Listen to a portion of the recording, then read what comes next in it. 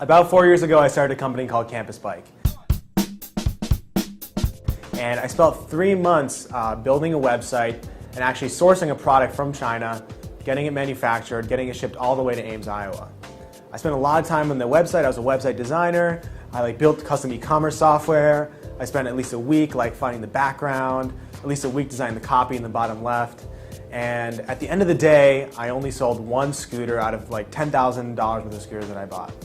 And I spent the next 3 months driving the scooters all around my college campus, one in front of the engineering building, one from the gym. I'd put a new sign on it every day, call me, oh no, buy now, just trying everything I could to get them to sell more scooters. And no matter what I could do, in 6 months, I couldn't get it to work. I called it a day. And the whole time I kind of thought I was one step away from being successful, but I just wasn't good enough of a salesman, or I didn't know how to run a business, or my friends that were working with me weren't committed enough, and I was blaming all these other things for my failure, but not really realizing that the problem was the product in the first place. Recently, I actually tried to restart this business because I really wanted to learn how the methodology could change my approach. And using the validation board, I actually learned more in one day than I accomplished in an entire 6 months of running the business prior. And so I started off by defining my customer and problem hypotheses. My customer are people that are actually in the market for Vespa. And so I figured Vespa is the market leader. They make $8 billion in revenue a year, huge company, huge success. And I was actually living in New York at the time, so I've seen them all over the place. And the problem that I was trying to solve was that Vespas are gas-powered and it's bad for the environment. So the scooters that I was importing from China were actually electric scooters.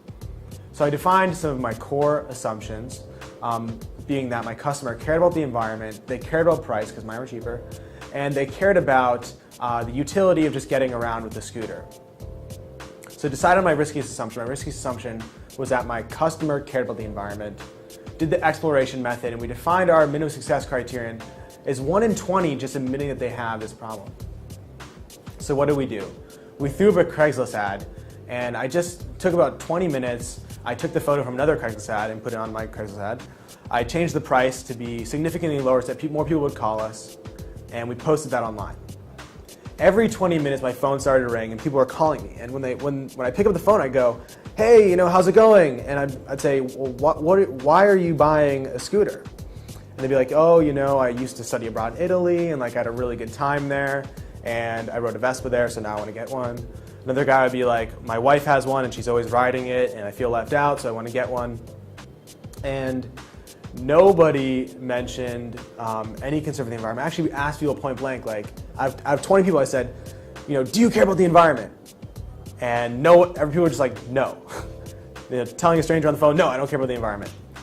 One person went so far as to say, and I'll never forget this, "All I want to do is wear a skinny tie and ride a Vespa." And that threw me for a loop, and I never expected that. And it kind of shocked me, and it caused me to realize that, hey, people are actually interested in the lifestyle element of owning a Vespa. It has nothing to do with the concern for the environment. So, actually after the call, I apologized to people because I obviously was a fake ad. I didn't have a Vespa, and so I was like, "Hey, I'm so sorry for wasting your 5 minutes, but I don't have a Vespa," and I was actually running an experiment to test my business. And people were just like, "Okay, it's cool. Talk to you later. I'm going to call someone else." And it was weird because I expected people to be angry with me, but the truth is that we're so bored every day that when something weird happens to us, we actually really enjoy it, and we actually are glad that happened to us and that we are thrown out of our normal state of being. And so, people are like, "Oh, it's cool. And I'm going to go tell my wife what happened." So that whole experiment, talking to 20 people, posting the Craigslist ad, only took 24 hours. And out of 20 people, it was a clear signal that no one cared about the environment. And I spent 6 months trying to push that business, and it couldn't have been more clear if I just ran that experiment. But after that risky assumption was invalidated, we didn't stop there. We spent the next day trying to figure out something that would really work. So we pivoted, and we redefined our customer problem and solution hypotheses. That we noticed by going around the city that there were scooters parked sort of on the avenues and the edges of Manhattan, because to get to that area for work, it's actually kind of difficult. There's not really good subway access, good bus access, so it makes sense that if you work on the edges of Manhattan, you would buy a scooter to get to work. But we also noticed that there were people that lived in areas that worked in areas where they had difficult commute, but they didn't own a Vespa. So we thought, hey, that's kind of weird. Why don't they just get a Vespa? It would be really easy for them to get around and it'd be useful for them. So we find our customers, people that don't yet have a Vespa, but have a difficult commute. And the problem we defined as they actually didn't have knowledge of a Vespa because we talked to a lot of people and they said, the reason I'm getting a Vespa is because I have a friend that has one. So they had that existing knowledge. We assumed that these people had never maybe ridden one, maybe they didn't know if it was safe or not, so there could be these obstacles in awareness. And we defined the solution as an opportunity to try it. So maybe we would spread awareness about Vespas, get people to try it out and then they would buy one. We defined our core assumptions as that people lacked awareness and that people didn't have a friend that had a Vespa because we found that was a common thread. So the riskiest assumption was that people did not have a friend that had a Vespa. We defined the method as exploration again, and the success criterion as 7 out of 10 must fit this description of having a difficult commute to work and not having a friend that has a Vespa. So we started to interview people. We went out to people, we had a bunch of reasons why a Vespa would be awesome, we had a bunch of research about it, and we'd sit them down and talk to them. And it was interesting because people were a little bit uncomfortable with the questions that we were asking them. They would kind of sit with their legs folded like this, and they would kind of like move away when we were asking them questions. We'd go up and say, hey, do you know that a Vespa could be really good for you for these reasons? You'd save money in the long term because you wouldn't have a subway card, you'd save time. Actually people who ride Vespas have a longer lifespan, funny enough. And people would be like, I don't know, I'm not interested. You're right, but I don't know if I'm a scooter person. And we honed in on that comment, like, not a scooter person. Well, it's interesting. We honed in on that, and at the basic level, that experiment was invalidated. So we knew that the friend element was not important to owning a Vespa. And that idea of like, hey, people don't know if they're a scooter person, and these other people are really set on wearing skinny ties. Well, there's this whole lifestyle element that we're not looking at.